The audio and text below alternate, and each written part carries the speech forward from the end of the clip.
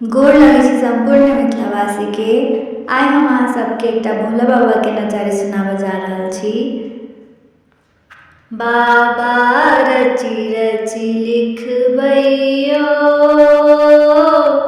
बाबा रची रची लिखबैयो, कमरथुआ के अरजयो बाबा, कमरथुआ के अरजयो बाबा, रची रची लिखबैयो, बाबा रची रची लिखबैयो।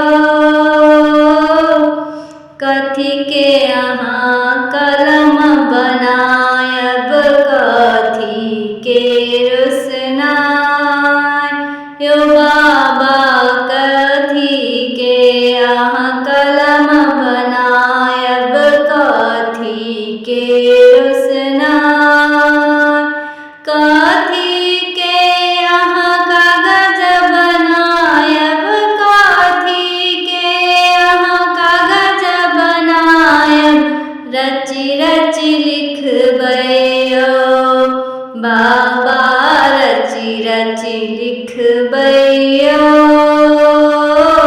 कमरथुआ के अरजयो बाबा, कमरथुआ के अरजयो बाबा, रची रची लिखबैयो। कलम बनायब गंगा जल रोशनाई यो बाबा, कांवर के अहाँ कलम बनायब, गंगा जल रोशनाई, बेल पत्र के कागज बनायब, बेल पत्र के कागज बनायब, रची रची लिखबैयो यो बाबा, रची रची लिखबैयो।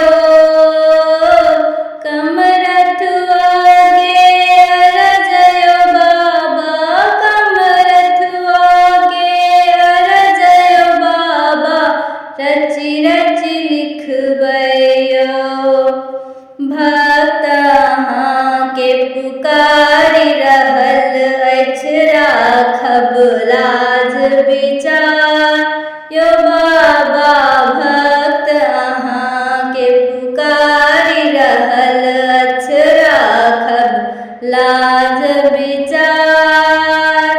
बन सेवक हम द्वार ठाढ़ छी, बन सेवक हम द्वार ठाढ़ छी, बनल दीन दुखियार, बाबा रची रची लिखबैयो।